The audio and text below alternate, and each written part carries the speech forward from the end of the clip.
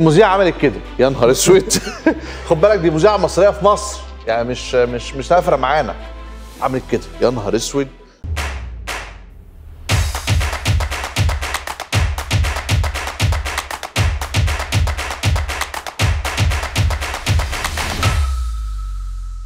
هخش في الكلام اللي ما ينفعش تتقال على الهوا. طب والله بجد الناس تعذرنا ولا بقى على الميه. والله الناس تعذرنا بقى. طيب تعالوا نشوف مدبولي يا جماعه وهو بيتكلم على موضوع صندوق النقد، وصندوق النقد ما اداناش الدعم ليه او القرض ليه. تعالوا نشوف بيقول ايه.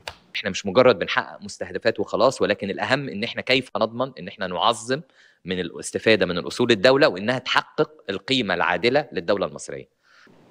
يعني باختصار شديد اللي عايز يقوله لك رئيس الوزراء او يقولوا للصحفيين، يعني وطبعا هم مش مقتنعين، ان احنا حبينا نبيع برنامج الطروحات ده اللي هو شركات الجيش. يعني حبينا نبيع شركات الجيش، لكن للاسف حصلت مشاكل جيوسياسيه، مشاكل مرتبطه بالاقليم، قصده يعني الحرب بتاعت اسرائيل على ايران، فمنعت المستثمرين ان هم يجوا تقريبا. يعني ده اللي هو عايز يقوله.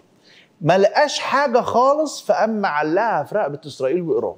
قال لك احنا في مشاكل جيوسياسيه كلكم عارفينها طبعا، واحنا اي حاجه بتاثر على الصحه العامه للمستثمر، المستثمر ياخد دور برد، ما يعرفش يجي يشتري. في الحقيقه لا، الحقيقه انه كل الشركات بتاعت القوات المسلحه اولا في غضب شديد جوه القوات المسلحه على عمليه البيع، وفي رفض كبير من المؤسسه انه تحت عنوان كبير كده اقول لحضراتكم وتبقوا حافظينه: مال الجيش للجيش، مال الشعب للجيش،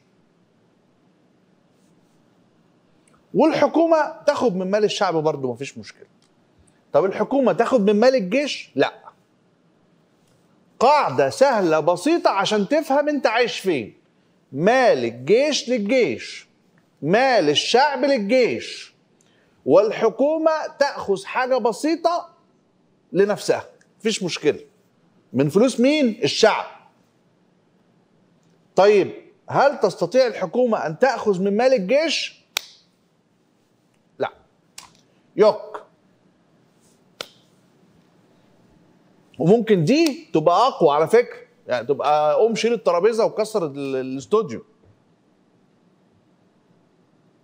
فهو الراجل مش لا يمكن هيستطيع انه يطلع في المؤتمر الصحفي او يقعد مع المندوبين اللي جايين من صندوق النقد او مع اي حد تاني يقول له والله احنا بصراحه الجيش ده اللي يملك البلد، والحقيقه في الامر ان احنا غير قادرين يا جماعه على اقناعهم بضروره بيع شركاتهم.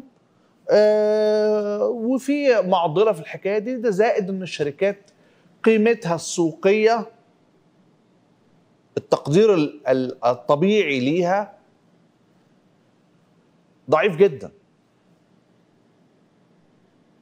ضعيف جدا لاسباب متعلقه بقدره الشركه واستثماراتها وطريقه ادارتها وشكل التوظيف فيها، تفاصيل كتير جدا جدا. ما انت تخيل معايا انت محطه بنزين ما فيهاش عمال، مين اللي هيروح يمون فيها؟ تروح مره تلاقي مفيش عمال هتمشي. محطات بنزين وطنيه العمال اللي فيها هم عساكر بيقدموا خدمتهم الوطنيه داخل هذه المؤسسه، ما بياخدوش مقابل. فلو الجيش خرج منها بقت المحطه فاضيه من غير عمال. ثم تاتي بقى التفاصيل من نوع ان المحطات دي اغلبها موجود في اراضي التابعه للقوات المسلحه، فانت مأجر ولا مالك؟ المبنى ده بتاعك ولا بتاعهم؟ فين حدود ارضك؟ فين زمام المنطقه؟ تقدر تجيب مثلا شركات، تقدر تجيب مستثمرين، تقدر تعمل ابداع، ولا هيطلع لك ضابط من جوه الوحده العسكريه اللي وراك على طول يقول لك يا استاذ انت ليه بتعمله ده؟ اوعى تفكر في الكلام ده تاني، ممنوع الكلام ده هنا. بوضوح. فهو الراجل كل الكلام والتفاصيل بقى الخطيره جدا الواضحه جدا مش هيقدر يقوله، فيقول لك ايه؟ اصل في مشاكل جيوسياسيه، في امر الدين على مهلبيه، فمش قادرين نعمل العمليه، فاحنا اسفين جدا، ومش هياخد القرض. ليه؟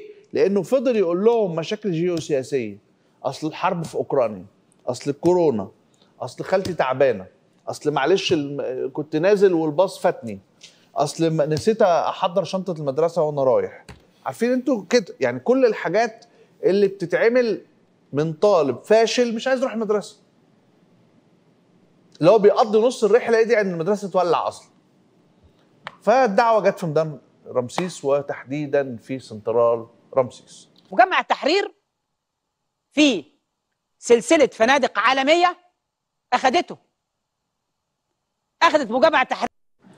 طبعا انا لا احتاج ان انا اقول لحضراتكم انه لو في سلسله عالميه او براند عالمي فندقي خد اي مبنى في الدنيا، بعيدا عن هو المبنى فين او قيمته ايه او بكام، دي تفاصيل انتوا عارفين احنا مش هنسال فيها. اول حاجه بيعملها انه بيحط اسمه على هذا المبنى. ليه؟ انت عارف البراند ده هيلتون، شيراتون، يعني رمسيس، اي حاجه، يعني انت رمسيس الاول ولا الثاني؟ الاول والثاني بقى، خلينا اول وثاني وثالث، وافتح الكبوت واقفله تاني. فانت اي براند عالمي زي ما انت تلاقي مثلا تبقى ماشي في المول او في شارع رئيسي وتلاقي انه في براند معين، شركه مثلا اغذيه عالميه حاطه اللوجو بتاعها، وبعدين بتبتدي تعمل عمليه التوضيب، لان هو اصلا من اول لحظه ما بيشتري ويعمل العقد بيبتدي يحط اللوجو بتاعه، لانه ده جزء من الكامبين بتاعته الترويجيه، ان احنا يا جماعه تسويق، شغل موجودين تسويق هنا وهنشتغل هنا وهتيجوا تشرفوا عندنا. فانت مش محتاج ان انا اقول لك الاستاذ احمد موسى بيكذب ولا بيقول الصدق. كل ما تحتاجه انك لو تعرف اي سواق تاكسي او ميكروباص بيعدي في منطقه رمسيس ووسط البلد تساله هل مبنى مجمع التحرير عليه اي براند او اي اسم لاي سلسله فنادق عالميه او محليه، حتى ان شاء الله تبقى الحرم الزينبي بس. بسيطه على فكره، ومن باب الاستثمار يعني، ومن باب انها كلها خربانه. ما كنت يا استاذ احمد موسى يعني نوهت عن اسم هذا البراند اللي صاحبه قال لك عليه، من يعني هو معلش يقول براند وقال لك الملف.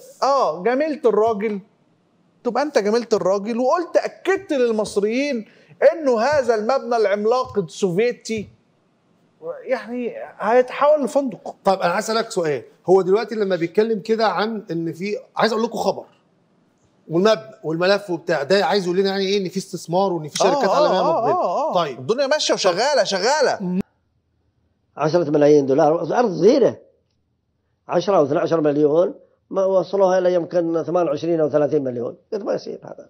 مذيعه عملت كده، يا نهار اسود. خد بالك دي مذيعه مصريه في مصر، يعني مش سافره معانا، عملت كده يا نهار اسود. اصل ما فيش اي منطق انك تزود السعر 3 مرات. حاجه بسيطه يعني، عم اعمل 10 مليون دولار، مكسوف يقول الرقم. بس الاكسف رئيس الوزراء، انت عارف ان رئيس الوزراء عملوا بيان قال ان الكلام ده مش صحيح، يطلع يعني بس بيان مكتوب، ما عملش بيان بالفيديو. أيوة. كنت اتمنى انه سياده رئيس الوزراء يعمل لنا بيان بالفيديو عشان نجيب الفيديو نوري المواطنين المصريين ان حضرتك بتبيع نفس الارض مرتين وبتغلي في كل مره 20 مليون دولار في السعر. خد بالك انا مش جايب لك مستثمر متخانق مع مصر، انا جايب لك مستثمر رئيس الجمهوريه بيقابله وبيتصور معاه وبيظهر في القنوات الفضائيه الرسميه على اساس انه واحد من اهم المستثمرين اللي بيستثمروا في مصر. كلام الراجل زي ما بيقول، انا ما اتوقعش انه يكذب، لا هو ما فيش مصلحه يحققها انه يكذب. خد بالك من الحته دي، الرجل لا مصلحه لديه في ان يكذب. ده الراجل كان مكسوف يقول السعر. ده انت عارف انا كان شكيت في ايه؟ ان هم فعلا كانوا هياخدوا منه 30 مليون ويدخلوا الدوله 10 مليون. تحت الترابيزه. بس تقول تحت الترابيزه انت مكسوف ايه؟ انا اقول ايه تاني؟ بقول لك هم بيسرقوا علني يا عم احمد 20 مليون دولار زياده على السعر اللي هم اتفقوا على الارض اللي عجبته. قال لك، والراجل بمنتهى الشك قال لك بس الحكومه، انا كنت عامل قاعد زلف كده على البحر، حاجه صغيره كده، قالت له يعني يقول، قال لها 10 مليون دولار يعني. فهم طلبوا، قالت له 3 اضعاف، قال لها فالتاني لازم يطلع ينفي، لان الرسمي على الورق 10 مليون بيعه الرجاله بايه؟ بالكلام يا عم احمد، الاتفاق بالكلمه. فكلام الحبتور معناه انه في فساد، معناه ان في 20 مليون دولار 20 ضعف المبلغ الاصلي. ايوه يا فندم. يا نهار ابيض.